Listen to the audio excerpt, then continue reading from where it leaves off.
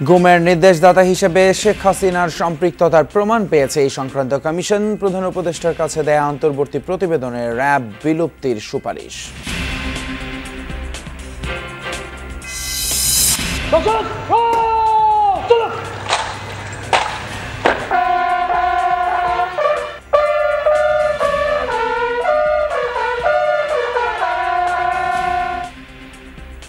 মিরপুর শহীদ বুদ্ধিজীবী স্মৃতিসৌধে রাষ্ট্রপতি প্রধান উপদেষ্টা শ্রদ্ধা, মতপার্থক্য ভুলে নতুন বাংলাদেশ গড়ার প্রত্যয়।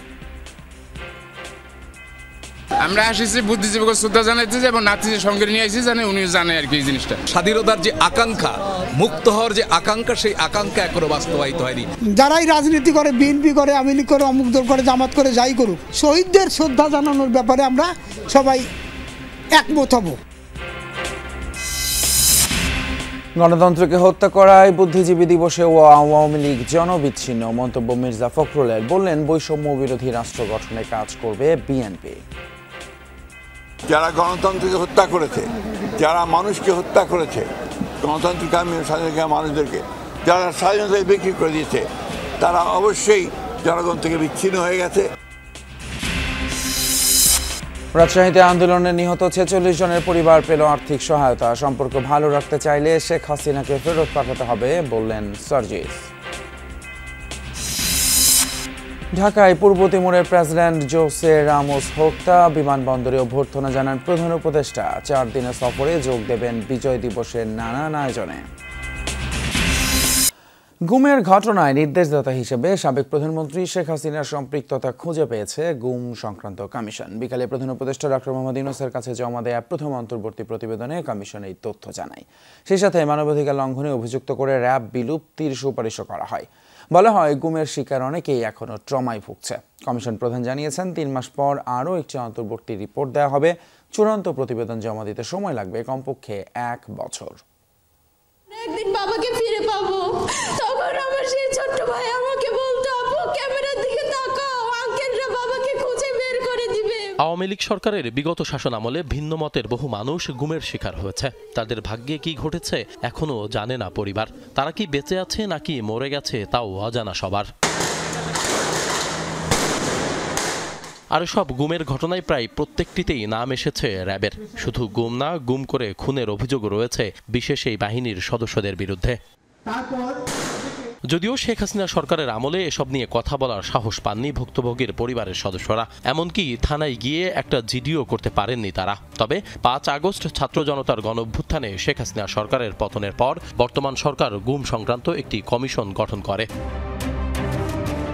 শনিবার বিকেলে সেই কমিশন দীর্ঘ তদন্ত করে 1676টি অভিযোগের মধ্যে 758 জনের অভিযোগ যাচাই বাছাই করে একটি প্রাথমিক রিপোর্ট জমা দেয় প্রধান উপদেষ্টার কাছে। অবসরপ্রাপ্ত বিচারপতি মইনুল ইসলামের নেতৃত্বাধীন 5 সদস্যের কমিশন রাষ্ট্রীয় অতিথি ভবন যমুনায় প্রধান উপদেষ্টার কাছে আনফোল্ডিং দ্য ট্রুথ শীর্ষক প্রতিবেদন হস্তান্তর করে। প্রতিবেদনে গুমের ঘটনায় নির্দেশদাতা হিসেবে সাবেক প্রধানমন্ত্রী শেখ হাসিনার সম্পৃক্ততার কথা উঠে এসেছে। এছাড়াও হাসিনা প্রশাসনের বেশ কয়েকজন ঊর্ধ্বতন কর্মকর্তার সম্পৃক্ততাও পাওয়া গেছে, যাদের মধ্যে রয়েছেন সাবেক প্রধানমন্ত্রী শেখ হাসিনার প্রতিরক্ষা বিষয়ক উপদেষ্টা অবসরপ্রাপ্ত major general Tarek Ahmed Siddique, national telecommunication monitoring center NTMCর সাবেক মহাপরিচালক মেজর জেনারেল জিয়াউল আহসান এবং পুলিশ কর্মকর্তা মনিরুল ইসলাম এবং হারুনা রশিদের নাম। গুমের ঘটনার বিচারিক প্রক্রিয়া শুরু সহ র্যাব বিলুপ্তির সুপারিশও করেছে গুম সংক্রান্ত কমিশন। কমিশন প্রধান মইনুল ইসলাম চৌধুরী জানান, গুমের সাথে জড়িত কর্মকর্তারা কাজটি এমনভাবে করেছে যাতে এগুলো শনাক্ত করা কঠিন হয়ে যায়। বিভিন্ন ফোর্স নিজেদের মধ্যে ভিকটিম বিনিময় করেছে এবং পরিকল্পনা ভিন্ন ভিন্নভাবে বাস্তবায়ন করেছে। তিনি আরও জানান, গুমের শিকার অনেকেই এখনও শঙ্কামুক্ত হতে পারছেন না। তাদের ওপর এতটাই ভয়াবহ নির্যাতন চালানো হয়েছিল যে তারা এখনও ট্রমায় ভুগছেন। প্রধান উপদেষ্টা তার সর্বশেষ বক্তব্যে গুমের শিকার ব্যক্তিদের সুরক্ষা ও সঠিক বিচারের আশ্বাস দেওয়ার পর রিপোর্টের সংখ্যা অনেক বেড়েছে উল্লেখ করে কমিশনের সদস্যরা অধ্যাপক ইউনূসকে আয়নাঘর পরিদর্শনের অনুরোধ জানান। আশিক মাহমুদ, যমুনা নিউজ, ঢাকা। জাতির সূর্য সন্তানদের স্মরণ করলেন রাষ্ট্রপতি এবং প্রধান উপদেষ্টা। সকালে মিরপুরে শহীদ বুদ্ধিজীবী স্মৃতিসৌধে জানান বিনম্র শ্রদ্ধা। সেখানে উপস্থিত প্রেস সচিব এবং আইন উপদেষ্টা বলেন, জুলাই অভ্যুত্থান 1971 সালেরই পুনরাবৃত্তি। তরুণদের আত্মত্যাগের বিনিময়ে জাতি যে নতুন দেশ পেয়েছে, সেটি গড়ার দ্বিতীয় সুযোগ হাতছাড়া করা যাবে না। ভোরের আলো ফোটার আগেই প্রস্তুত মিরপুর শহীদ বুদ্ধিজীবী স্মৃতিসৌধ। রাষ্ট্রীয়ভাবে জাতির শ্রেষ্ঠ সন্তানদের সম্মান জানানোর পর দিনভর চলবে শহীদ বেদিতে শ্রদ্ধা নিবেদন। সূর্য সন্তানদের প্রতি প্রথমেই শ্রদ্ধা নিবেদন করেন রাষ্ট্রপতি মোহাম্মদ শাহাবুদ্দিন। বুদ্ধিজীবীদের স্মরণে কিছুক্ষণ নীরবে দাঁড়িয়ে থাকেন তিনি। এ সময় বিয়োগলে বাজানো হয় করুণ সুর। গার্ড অফ অনার প্রদান করে 3 বাহিনীর একটি চৌকস দল।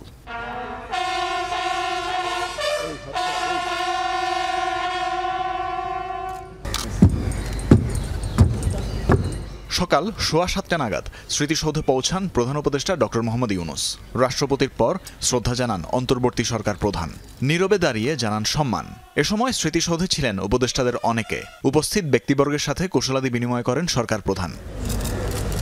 এরপর শহীদ বেদিতে ফুলেল শ্রদ্ধা জানান প্রধান বিচারপতি সৈয়দ রেফাত আহমেদ। সশ্রদ্ধ চিত্তে স্মরণ করেন জাতির সূর্য সন্তানদের। শ্রদ্ধা জানাতে আসেন আইন উপদেষ্টা আসিফ নজরুল এবং প্রধান উপদেষ্টার প্রেস সচিব শফিকুল আলম। বলেন, ছাত্রদের আত্মত্যাগে নতুন বাংলাদেশ গড়ে তোলার দ্বিতীয় সুযোগ হাতছাড়া করা যাবে না।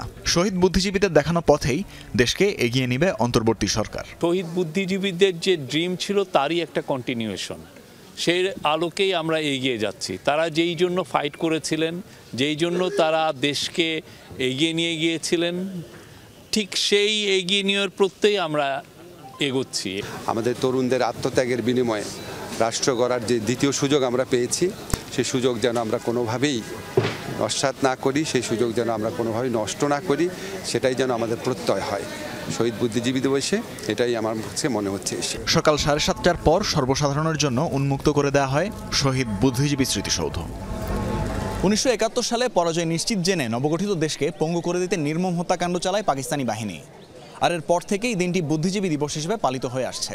ছাত্র জনতার গণ অভ্যুত্থান ও পট পরিবর্তনের পর সবার এখন একটাই আশা, শহীদ বুদ্ধিজীবীদের রেখে যাওয়া আদর্শ অনুসরণ করে সমৃদ্ধ সোনার বাংলা গড়বে তরুণ প্রজন্ম। তানভীর মৌসুম, যমুনা নিউজ, ঢাকা। এদিকে বুদ্ধিজীবী দিবসে মিরপুর বুদ্ধিজীবী কবরস্থান স্মৃতিসৌধ ও রায়েরবাজার বুদ্ধিজীবী স্মৃতিসৌধে শ্রদ্ধা নিবেদন করেছেন সকল স্তরের মানুষ। শ্রদ্ধা নিবেদন করেন শহীদ পরিবার, বীর মুক্তিযোদ্ধা, বিভিন্ন শিক্ষা প্রতিষ্ঠানের শিক্ষক, শিক্ষার্থী এবং নানান শ্রেণী পেশার মানুষ। ইতিহাসে সূর্য সন্তানদের সম্মান জানাতে যেন কোনো কার্পণ্য না থাকে, এমনটাই দাবি তাদের।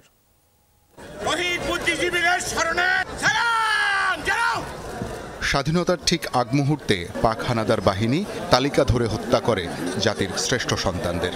সেই সূর্য সন্তানদের স্মরণে মিরপুর শহীদ বুদ্ধিজীবী স্মৃতিসৌধে ঢল নামে সাধারণ মানুষের। শ্রদ্ধা নিবেদন করেন শহীদ পরিবারের সদস্য ও মুক্তিযোদ্ধারা। বুদ্ধিজীবী হত্যাকাণ্ডের বিচার দাবি করেন যারা সরাসরি হত্যাকাণ্ডের সাথে জড়িত, এমনকি যারা তালিকা তৈরি করে বাড়ি চিনিয়ে সহযোগিতা করেছে, তাদেরকেও বিচারের আওতায় আনার দাবি জানান তারা। স্বাধীনতার যে আকাঙ্ক্ষা, মুক্ত হওয়ার যে আকাঙ্ক্ষা, সেই আকাঙ্ক্ষা এখনো বাস্তবায়িত হয়নি। জামাতে ইসলাম এবং তার অন্যান্য যে সংগঠনগুলো আছে, তৎকালীন ইসলামী ছাত্র সংঘ, তারাই তো আলবদর বাহিনী গঠন করাতে একটা মুখ্য ভূমিকা পালন করেছিল। ছাত্রছাত্রীরা, আমাদের নওজওয়ানরা, প্রজন্ম মরতে শিখেছে। আমরা শিখেছিলাম 71-এ, এখন আমাদের ভয় নাই। বাংলাদেশ এখানে সকলের মতাদর্শের প্রতি শ্রদ্ধা থাকে। আমার মনে হচ্ছে আমরা এখনো সেখান থেকে অনেক দূরে আছি। বিভিন্ন শিক্ষা প্রতিষ্ঠান থেকে আসেন শিক্ষক, শিক্ষার্থীরা বলেন দেশের ইতিহাসের স্বার্থে বুদ্ধিজীবীদের স্মৃতি সংরক্ষণ করতে হবে। আজকে আমার অনেক ভালো লাগছে, শ্রদ্ধা জানাতে আমার অনেক ভালো লেগেছে। আমরা আসছি বুদ্ধিজীবীকে শ্রদ্ধা জানাইতে এবং নাতির সঙ্গে নিয়ে আসি, জানে উনিও জানে আর কি এই জিনিসটা। এই বাংলাদেশ যদি তাদের আদর্শে পরিচালিত হয়, তবেই তাদের এই আত্মদানকে সবচেয়ে বড় মর্যাদা দেওয়া হবে। রায়েরবাজার বধ্যভূমি স্মৃতিসৌধেও আসেন বিভিন্ন শ্রেণী পেশার মানুষ। তবে আয়োজনে অনাড়ম্বরতায় আক্ষেপ প্রকাশ করেন মুক্তিযোদ্ধারা। দাবি জানান মুক্তিযুদ্ধের চেতনাকে সমুন্নত রাখার। যাই কিছু ঘটুক না কেন, আমাদের 71-এর যে দিনগুলি, আমাদের যে রেড লেটার ডে, সেই জিনিসগুলি যেন প্রজন্ম সেগুলিকে স্মরণ করে। যারাই রাজনীতি করে, বিএনপি করে, আওয়ামী লীগ করে, অমুক দল করে, জামাত করে, যাই করুক, শহীদদের শ্রদ্ধা জানানোর ব্যাপারে আমরা সবাই একমত হব। দল মত আলাদা হলেও মুক্ত চিন্তার দ্বার উন্মোচন করতে ঐক্যবদ্ধ থাকার আহ্বান জানান বিভিন্ন শিক্ষা প্রতিষ্ঠানের শিক্ষকরা। 52 থেকে 71 হয়ে 90 হয়ে যে ধারাবাহিকতা, জাতি হিসেবে যে ধারাবাহিকতা আমরা যেন বজিয়ে রাখতে পারি, যখন আমাদের ডাক আসবে আমরা যেন সে দায়িত্ব পালন করতে পারি। বিষয়গুলো পরিষ্কার যে কারা এগুলোর সাথে জড়িত ছিলেন এবং প্রত্যেকটা কেস বাই কেস এই বিষয়গুলো সামনে আনা দরকার এবং তার বিচার করা দরকার। বড়দের সাথে শ্রদ্ধা নিবেদন করতে আসে নতুন প্রজন্মের ক্ষুদে সদস্যরাও। শহীদ বুদ্ধিজীবী দিবস উপলক্ষে এসেছি। পাকিস্তানি হানাদার বাহিনী তাদেরকে নির্বিচারে হত্যা করেছে। আমাদের উচিত ওদের মধ্যে এগুলো ছড়ায়, ওদেরকে শেখানো, ওদেরকে জানানো। এখানে আসা শহীদ বুদ্ধিজীবীদেরকে শ্রদ্ধা জানানো প্রতিটি প্রজন্মের সদস্যরা দাবি করেছেন যেন বাংলাদেশের ইতিহাসের স্বার্থে সকলেই তাদের শ্রদ্ধার চোখে দেখেন এবং মুক্তিযুদ্ধের চেতনাকে ধারণ করেন হৃদয়ে। শওকত মঞ্জুর শান্ত, যমুনা নিউজ, ঢাকা। রাষ্ট্রপতি এবং প্রধান উপদেষ্টার পর শহীদ বুদ্ধিজীবীদের প্রতি শ্রদ্ধা জানায় বিএনপি সহ বিভিন্ন রাজনৈতিক দল। তবে দেখা যায়নি আওয়ামী লীগ এবং তাদের কোনো অঙ্গ সংগঠনের কাউকেই। বিএনপি মহাসচিব বলেছেন, গণতন্ত্র এবং গণহত্যার কারণেই আওয়ামী লীগ জনবিচ্ছিন্ন। বুদ্ধিজীবী হত্যার নির্মোহ বিচারের দাবিও জানান রাজনীতিবিদরা। লাখো শহীদের রক্তে কেনা লাল সবুজ পতাকা ও বাংলাদেশ। ৭১-এর মার্চ থেকেই বাংলাদেশকে মেধা শূন্য করার চেষ্টা ছিল। রাজাকার আলবদরের সহায়তায় বিজয়ের আগ পর্যন্ত হত্যা নির্যাতন চালিয়েছে পাক বাহিনী। এক একটি বদ্ধভূমি তার কলঙ্কিত চিহ্ন, স্মৃতিসৌধ সেই হত্যার স্মারক। রাষ্ট্রপতি প্রধান উপদেষ্টার পর বুদ্ধিজীবীদের প্রতি শ্রদ্ধা জানান বিভিন্ন রাজনৈতিক দল ও সামাজিক সংগঠন। প্রয়োজনে ১০০ বছর পর হলেও ইতিহাসের বর্বরতম হত্যার বিচার চান তারা।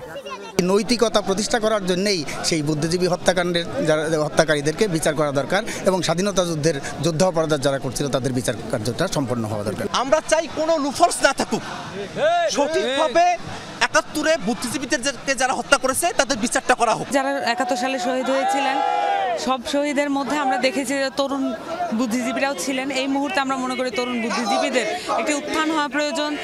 বলেন, দেশটির নাম পেলেও লড়াই থামেনি। বহু রাজনৈতিক দল ক্ষমতায় এসেছে গেছে, কিন্তু জনগণের প্রত্যাশিত সুশাসন অর্জিত হয়নি। ফলে স্বাধীনতার ৫৩ বছর পরেও সমাজের বৈষম্য দূর করতে প্রাণ দিতে হয়েছে হাজারো ছাত্র জনতাকে। মুক্তিযুদ্ধের শহীদদের স্বপ্ন বলি বারবার এটা কিন্তু প্রতারিত হয়েছে। মুক্তিযুদ্ধের নাম করে, গণতন্ত্রের নাম করে একটা ফ্যাসিবাদী দুঃশাসন বাংলাদেশে কায়েম করা হয়েছিল। লক্ষ্য আবারও স্থির হয়েছে। এখন জনগণের দিক থেকে আমরা জনগণকে আহ্বান জানাই, এই ঐক্যকে আমাদের ধরে রাখতে হবে যতক্ষণ না পর্যন্ত বৈষম্যহীন বাংলাদেশ আমরা প্রতিষ্ঠা করতে পারি। শহীদ বুদ্ধিজীবীদের প্রতি শ্রদ্ধা জানায় বিএনপি ও দলটির অঙ্গ সংগঠনের নেতারা। বিনম্র শ্রদ্ধায় স্মরণ করে বিভিন্ন শ্রেণী পেশার মানুষ। তবে দেখা যায়নি আওয়ামী লীগ ও তাদের সহযোগী কোনো অঙ্গ সংগঠনের নেতাকর্মীকে। দুই একজন উপদেষ্টার যে মন্তব্য, বক্তব্য ইদানিং শুনছি, এটা অত্যন্ত দুঃখজনক। রাজনীতি এবং বিরাজনীতিকরণের একটা মাঝামাঝি একটি পরিবেশের জায়গায় আমরা অবস্থান করছি বলে মনে হচ্ছে উপদেষ্টাদের কথায়। যারা জনগণ থেকে সরে যায়, যারা গণতন্ত্রকে হত্যা করেছে, যারা মানুষকে হত্যা করেছে, গণতান্ত্রিক স্বাধীনতা মানুষদেরকে যারা স্বাধীনতায় বিক্রি করে দিয়েছে, তারা অবশ্যই জনগণ থেকে বিচ্ছিন্ন হয়ে গেছে এবং সঙ্গত কারণেই আজকে তারা সেখানে অনুপস্থিত।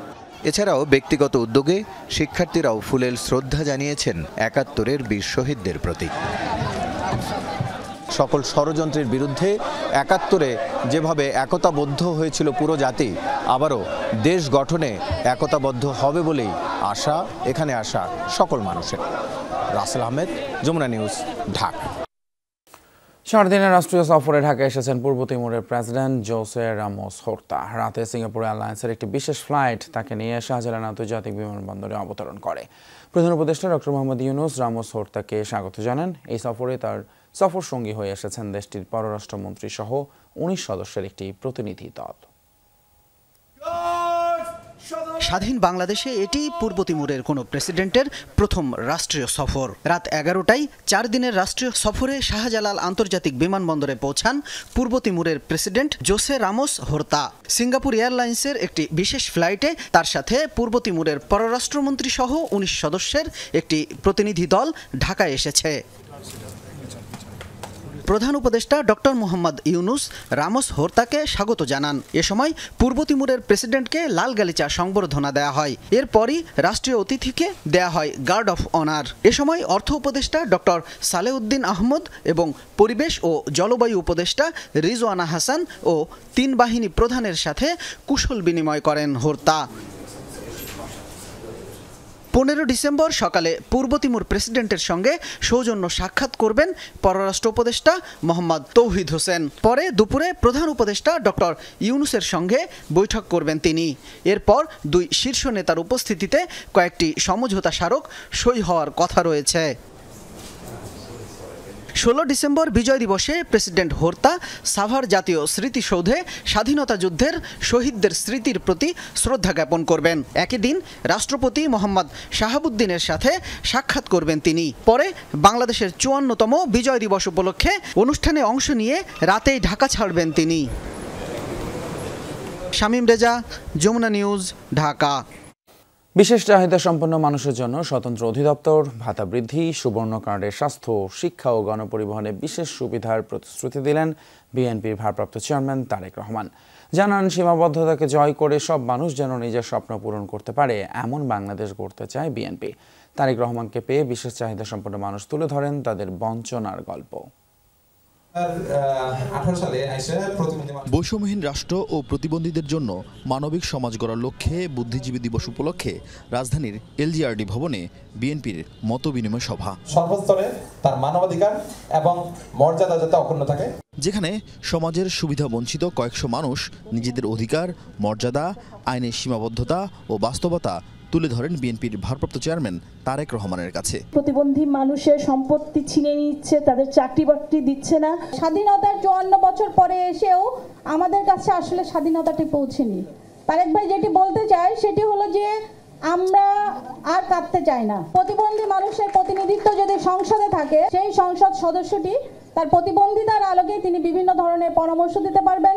আমরা শুনতে চাই না এই বাংলাদেশ সিঙ্গাপুর, আমরা শুনতে চাই না এই বাংলাদেশ কানাডা, যেখানে আমরা একটা পরিবহনে চড়তে পারবো না। প্রায় 3 ঘন্টা অধিকার বঞ্চিত মানুষের সব বঞ্চনার কথা শুনেন তারেক রহমান। প্রতিশ্রুতি দেন তার দল ক্ষমতায় গেলে গড়ে তোলা হবে বৈষম্যহীন বাংলাদেশ।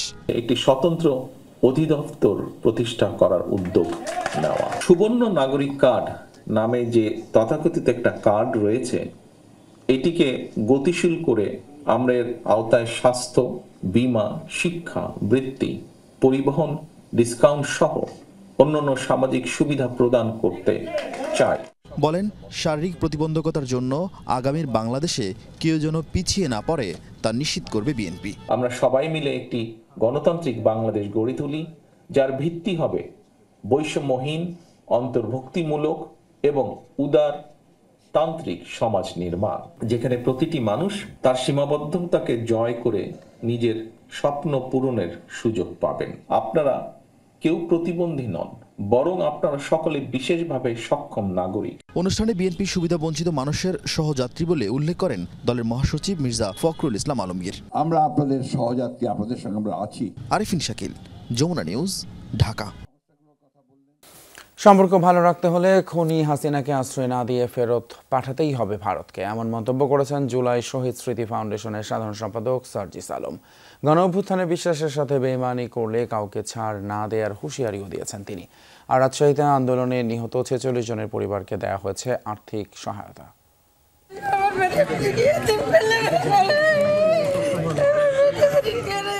রাজশাহী জেলা শিল্পকলা একাডেমি মিলনায়তনে জুলাই শহীদ স্মৃতি ফাউন্ডেশনের কর্মসূচি। এতে অংশ নেন আন্দোলনে নিহত বিভাগের 46 পরিবারের সদস্যরা। এসব পরিবারের কেউ হারিয়েছেন স্বামী, কেউ বা সন্তান, শিশুরা হারিয়েছেন বাবাকে। অনুষ্ঠানের শুরুতেই তৈরি হয় আবেগঘন পরিবেশ।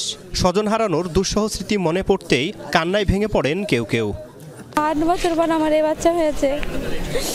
তার অনেক আশা আকাঙ্ক্ষা ছিল, বুঝছেন, অনেক শখ ছিল তার বাবুকে নিয়ে, অনেক স্বপ্ন দেখতো। কি করবো বাবা, কষ্টের কথা, সন্তান হেরে গেলে কি হয়, মা সেটা আমি বাবা পাবো না বাবা। আমার ছেলেকে তারা গুলি করে এবং ঘাড়ে হকি স্টিক বাড়ি মেরে তাকে হত্যা করেছে। বিকেলে বক্তব্য রাখেন ফাউন্ডেশনের সাধারণ সম্পাদক সার্জিস আলম। শেখ হাসিনাকে আশ্রয় না দিয়ে ফেরত পাঠাতে ভারতের প্রতি আহ্বান জানান তিনি। আমরা আমাদের জায়গা থেকে স্পষ্ট করে বলেছি, পৃথিবীর যে কোনো দেশের সাথে আমাদের সম্পর্ক হবে সমতার, মর্যাদার। কেউ বিন্দুমাত্র ডমিনেন্স করার চেষ্টা করলে তার সাথে চোখ রাঙিয়ে কথা হবে, বুলেটের সামনে বুক পেতে দেওয়া হবে। ছাত্র জনতা হত্যায় জড়িত পুলিশ সদস্যদের বিরুদ্ধে মামলা নেওয়ার দাবি জানান সার্জিস। হুঁশিয়ারি দেন গণ অভ্যুত্থানে বিশ্বাসের সাথে কেউ বেমানি করলে তাকে ছাড় না দেওয়ার। আমরা কোনো ক্ষমতা পিপাসু নয়, বিবেকবোধের জায়গায় যদি আমাদের মনে হয় যে কেউ আপনারা এই অভ্যুত্থানের স্পিরিটের সাথে বিশ্বাসঘাতকতা করছেন, ইভেন প্রফেসর ডক্টর মোহাম্মদ ইউনূসও যদি হয়, আমরা তাকেও ছেড়ে কথা বলবো না। প্রথম ধাপে 46 পরিবারকে 5 লাখ টাকা করে আর্থিক সহায়তা দেয়া হয়েছে। তারিক মাহমুদ, যমুনা নিউজ, রাজশাহী।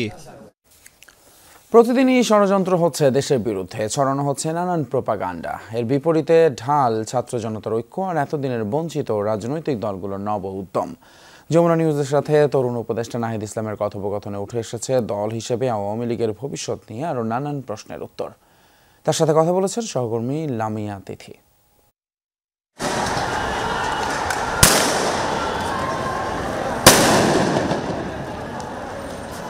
অস্ত্র আর জোর করে ক্ষমতা আঁকড়ে থাকার বিরুদ্ধে ছাত্র জনতার ঐতিহাসিক প্রতিরোধ সফলতার মুখ দেখে 5 আগস্ট। সে সময়ের সক্রিয় সমন্বয়ক নাহিদ ইসলাম এখন নিজেই অন্তর্বর্তী সরকারের অংশ।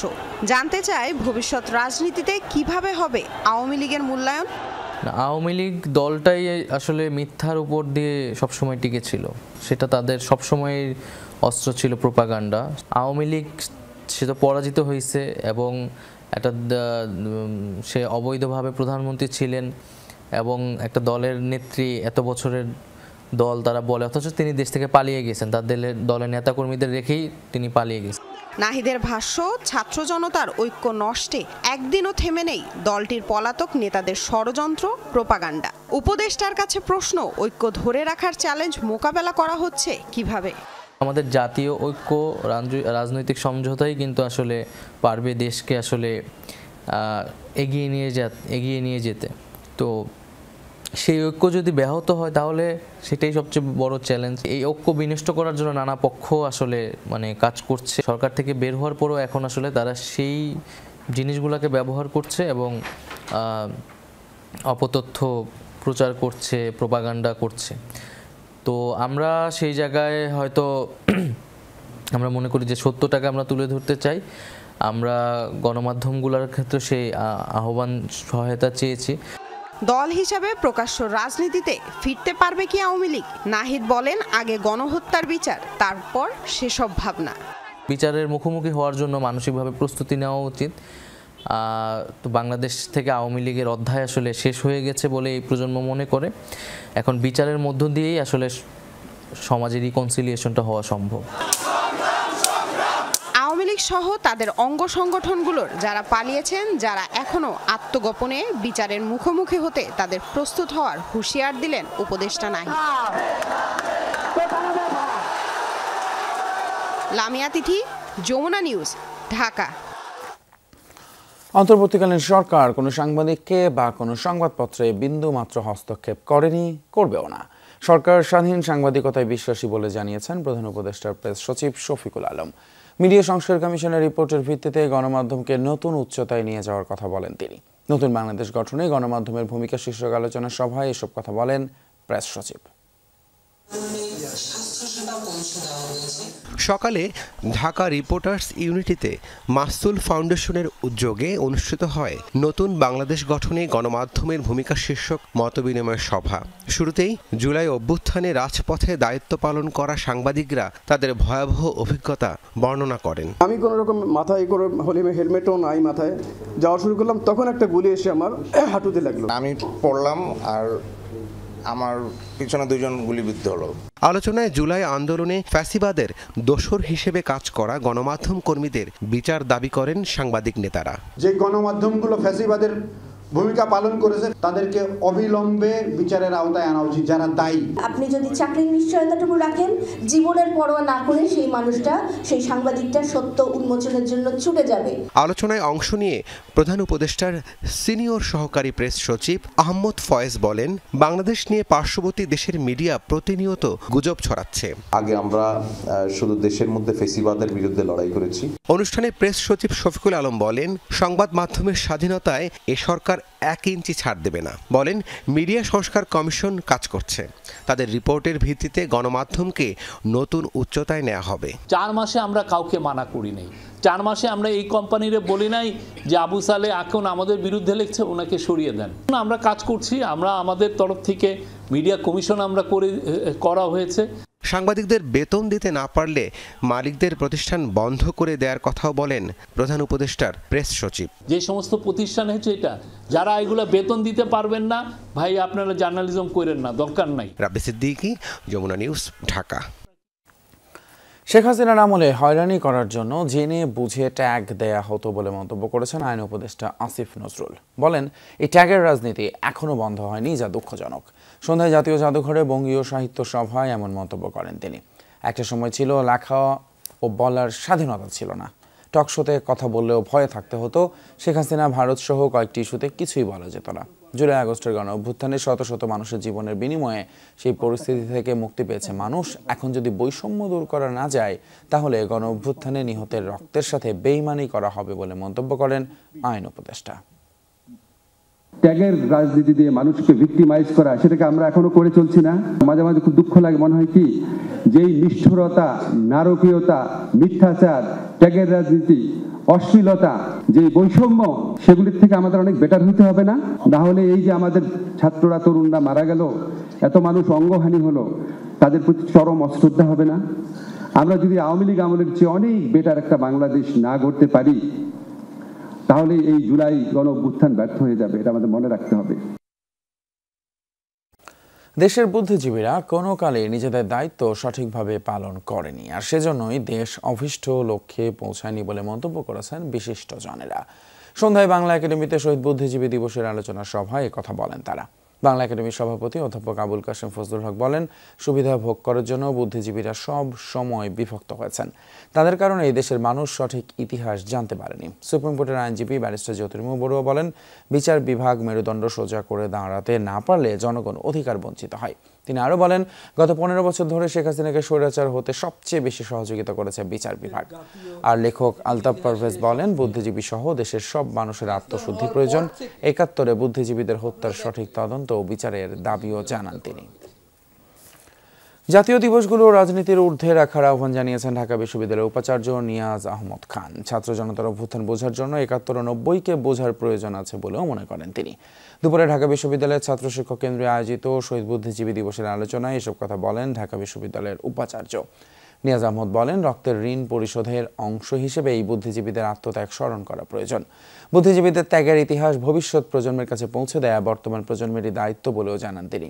জাতীয় জীবনের প্রতিটি অর্জনে ঢাকা বিশ্ববিদ্যালয়ের অবদান আছে বলে উল্লেখ করেন নিয়াজ আহমদ।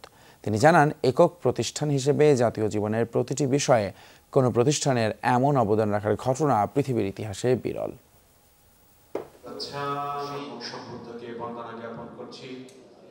নিজের মতো ভালোবাসো। আমি রাজনীতির মানুষ নই, দলীয় রাজনীতি নিয়ে আমার আগ্রহ শূন্য। কিছু ব্যাপার রাজনীতির উপরে, যেমন মানুষের রক্তের ঋণ স্বীকার করা, এর ধারাবাহিকতা আছে। এই জন্যই এই 24-এর প্রেক্ষাপটে আমাদের আজকের দিনটি বিজয় দিবসের দিন এবং স্বাধীনতা দিবসের দিন, এই জাতীয় দিনগুলোর আলাদা তাৎপর্য আছে।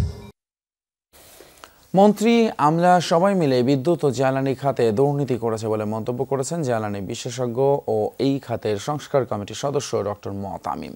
সকালে বিদ্যুৎ ও জ্বালানি খাতে দুর্নীতি নিয়ে ডিবেট ফর ডেমোক্রেসি আয়োজিত ছায়া সংসদ বিতর্ক প্রতিযোগিতায় এই কথা বলেন তিনি।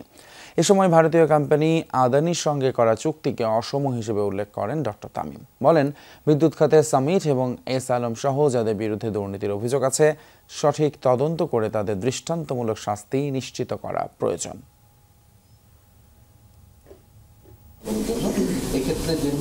দুর্নীতির মূল হোতা কারা, আমলা নাকি রাজনীতিবিদ? এ নিয়ে ছায়া সংসদ বিতর্ক। তর্কযুদ্ধে নামে সরকারি দল আমেরিকান ইন্টারন্যাশনাল ইউনিভার্সিটি আর বিরোধী দল ড্যাফোডিল ইন্টারন্যাশনাল ইউনিভার্সিটি, যেখানে সরকারি দল মনে করে বিদ্যুৎ জ্বালানি সহ সব খাতে দুর্নীতির মূল কারিগর আমলারা। তাদের দেখানো ফাঁকফোকর ধরেই দুর্নীতিতে জড়ান রাজনীতিবিদরা। আর বিরোধী দলের মতে মন্ত্রণালয়ের মন্ত্রী সহ রাজনীতিবিদরা যদি সুযোগ না দেন, তাহলে চাইলেও দুর্নীতি করতে পারেন না আমলারা। প্রশ্ন হলো যে কে দুর্নীতি না করলে দুর্নীতিগুলো হতো না। সেইখানে আমরা স্পষ্টত দেখিয়ে যাই যে যেখানে যদি ফিজিবিলিটি টেস্টে বলাই হতো না যে এই জায়গায় বিদ্যুৎ কেন্দ্র নির্মাণ করা সম্ভব না, যদি এই জিনিসটা বলা হতো তাহলে ওইখানে বিদ্যুৎ কেন্দ্রই নির্মিত হতো না, দুর্নীতি হতো দূর কি বাদ। অতএব মানুষ মেকার দেখেন, সহজ কথা হলো কে দুর্নীতি না করলে দুর্নীতি হতো না, আমলা দুর্নীতি না করলে দুর্নীতি হতো না। তাদেরকে প্রথমেই দেখানো হয় যে আপনি সরকারের বিপক্ষে কথা বললে আপনাকে বহিষ্কার করা হবে এবং আপনি সরকারের পক্ষে কথা বললে আপনাকে বহিষ্কার করা হবে না, পদোন্নতি দিতে হবে। এরকম একটা ভয়ের রাজনীতি যখন চলতে থাকে, ভয়ের শাসনতন্ত্র যখন চলতে থাকে, তখন আমলারা চাইলেও কথা বলতে হয় না, তাকে বাধ্য হয়ে ভুল তথ্যগুলো দিতে হয়। তিনি যে এত বিষয়ে বারবার বলার চেষ্টা করলেন যে আমলারা ভুল তথ্য দিয়ে সবকিছু করেছে, এটা একদম ভুয়া কথা। আয়োজনের প্রধান অতিথি ডক্টর মতামিম অবশ্য দুর্নীতির জন্য এককভাবে কাউকে দায়ী করতে নারাজ। বলেন, সবাই সম্মিলিতভাবে দুর্নীতি করেছে জ্বালানি খাতে, এজন্য কেন্দ্রীভূত ক্ষমতাকে দায়ী করেন তিনি। 40% বিদ্যুতের মূল্য আমাদের দিতে হবে যদি আমরা কোনো বিদ্যুৎ ব্যবহার নাও করি। 100% তো ক্যাপাসিটি পেমেন্ট দিতে হবেই, এর সাথে আরও 40% বিদ্যুতের খরচ আমাদেরকে দিতে হবে।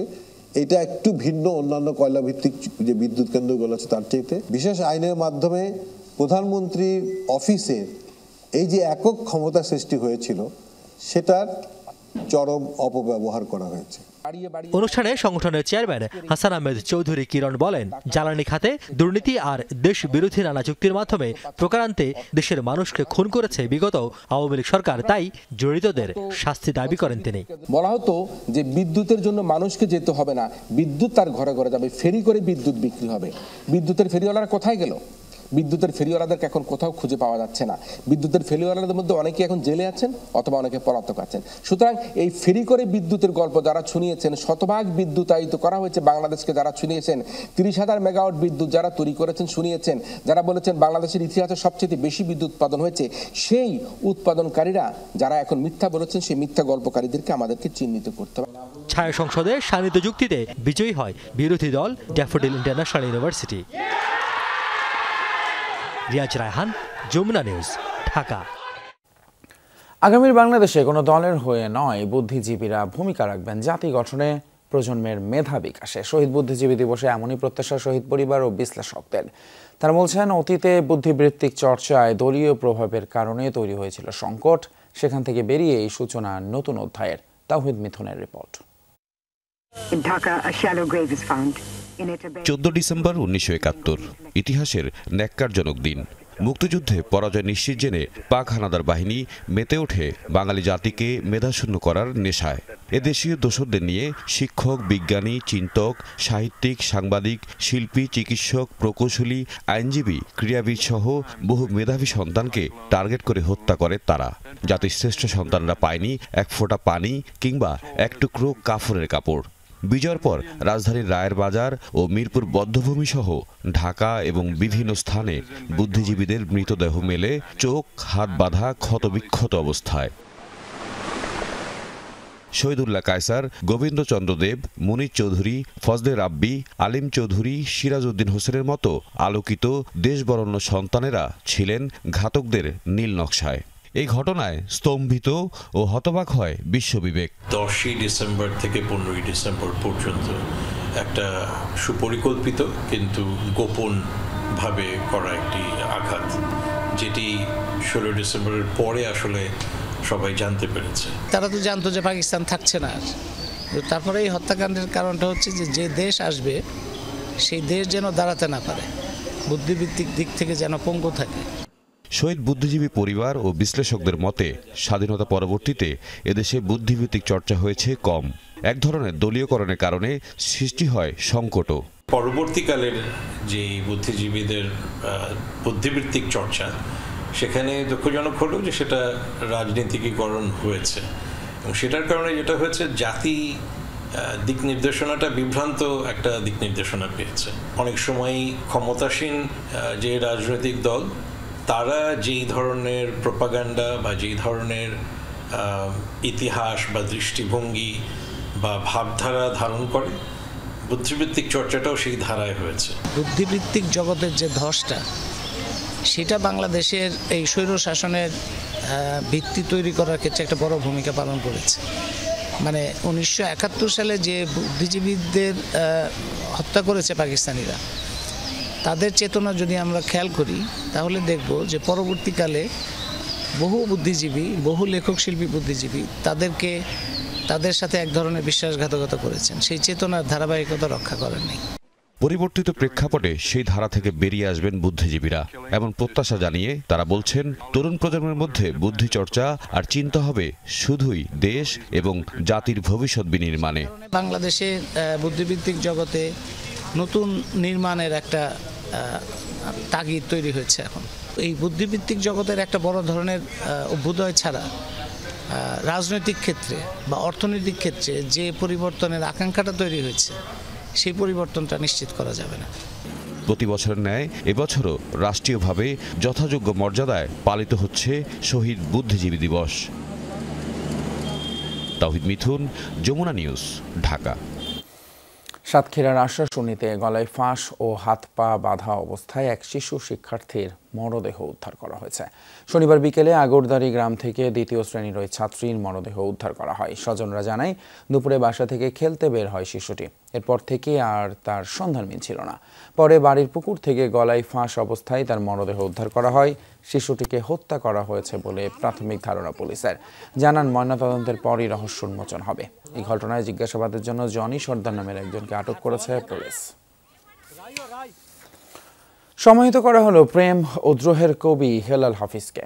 বিকেলে মিরপুর শহীদ বুদ্ধিজীবী কবরস্থানে তাকে দাফন করা হয়। এর আগে সকালে বাংলা একাডেমি এবং জাতীয় প্রেস ক্লাবে 2 দফায় জানাজায় অংশ নেন কবির সহকর্মী, স্বজন ও ভক্তরা। কবিকে শেষ শ্রদ্ধা জানান নানান শ্রেণী পেশার মানুষ। শুক্রবার দুপুরে শেষ নিঃশ্বাস ত্যাগ করেন কবি হেলাল হাফিজ। শেষবারের মতো বাংলা একাডেমি প্রাঙ্গণে কবি হেলাল হাফিজের নিথর দেহ। নীল, যার অত্যন্ত প্রিয়, সেই কবির শরীর জড়িয়ে আছে ধবধবে সাদা কাফন। শ্রদ্ধাঞ্জলিতেও নেই তার প্রিয় ফুল কচুরিপানা। রাজধানীর শাহবাগের একটি হোস্টেলে কবি একা কাটিয়ে দিয়েছেন জীবনের শেষ সময়। শুক্রবার পাড়ি জমান একাকিত্বের অনন্ত যাত্রায়। শনিবার সকালে বাংলা একাডেমিতে হয় কবির প্রথম জানাজা। তাতে যোগ দেন স্বজন, সহকর্মী ও ভক্তকুল। বললেন, কবির চির বিদায়ে বিরাট শূন্যতা তৈরি হলো লেখক মহলে। মানুষজন নিঃসঙ্গতম কবি বলে, আপনার এগুলো ভাবতে কেমন লাগে? তো তিনি আমাকে একটা কথা বলেছিলেন, কই আমি তো নিঃসঙ্গ না, তোমরা কি আমাকে ভালোবাসো না? চাচুর একটা জীবনী লিখছিলেন উনি, আমাকে বলেছিল, আমার বোনকে বলেছিল যে আমি যদি এই জীবনীটা শেষ করতে না পারি তাহলে তোর আব্বুকে বলবি এই জীবনীটা যেন আমার শেষ করে দেয়।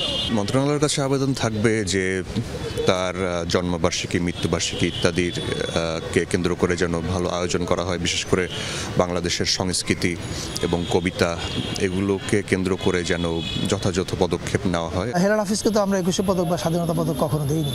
ফলে উনি এটা পাওয়ার জন্য লিখেননি, কিন্তু এটা দেওয়াটা আমাদের জাতির দায়িত্ব ছিল, কিন্তু ওনাকে দেওয়া হয়নি। ফলে এই জিনিসগুলোর ক্ষেত্রে আমাদের সংস্কৃতি মন্ত্রণালয়ে কী করার আছে আমরা সেটা দেখব এবং সেটা আমরা নিশ্চয়ই শুনতে পাবেন।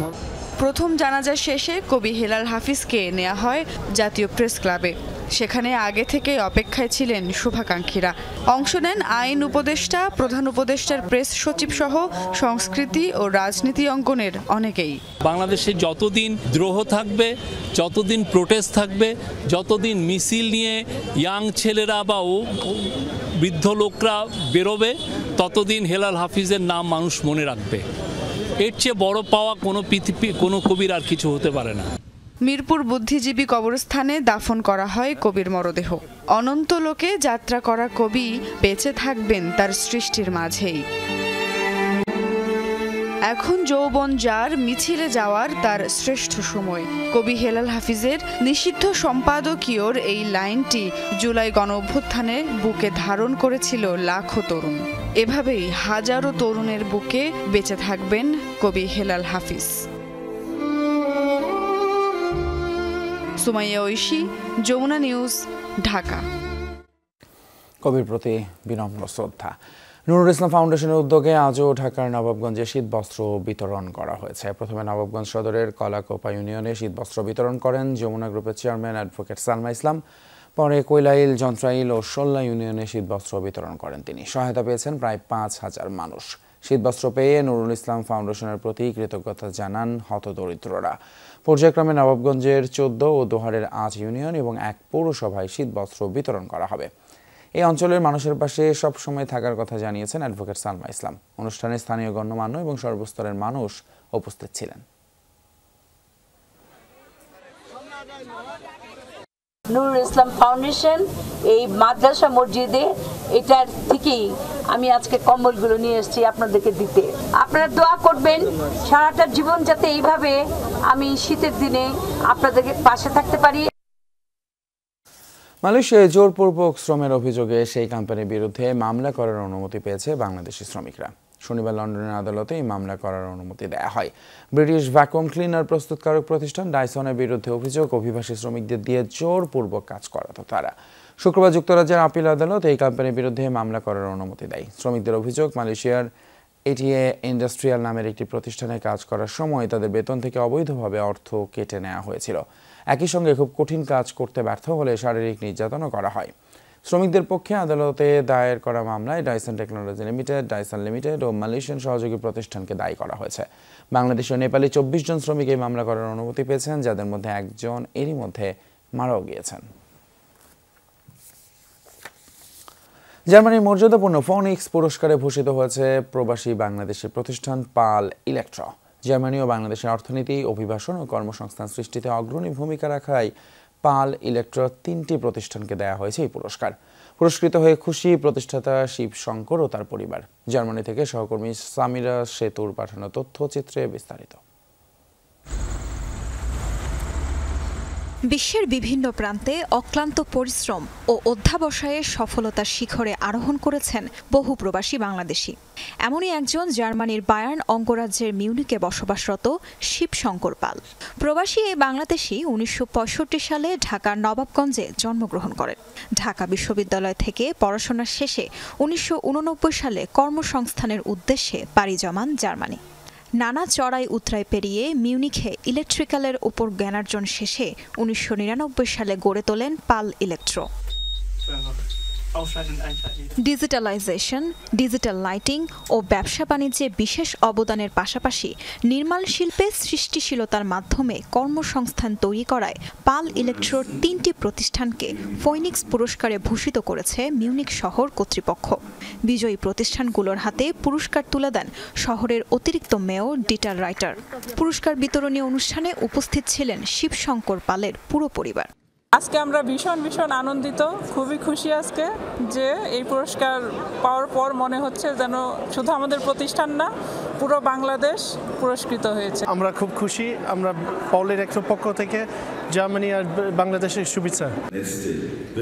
শিবশঙ্কর পাল জার্মানি এবং বাংলাদেশের অর্থনীতি ও সামাজিক কাজে অনবদ্য অবদান রেখেছেন। পাল ইলেকট্রো গ্রুপের এই অর্জনে আমরা গর্বিত। উদ্যোক্তা হিসেবে 2017 সালে শিবশঙ্কর পাল নিজেও এই মর্যাদাপূর্ণ ফোনিক্স পুরস্কার লাভ করেছিলেন। আবার এই পুরস্কার পেয়ে উচ্ছ্বসিত তিনি। জানিয়েছেন পাল ইলেকট্রোর অর্জন পুরো বাংলাদেশে। তাজরিয়ান সোবহান, যমুনা নিউজ।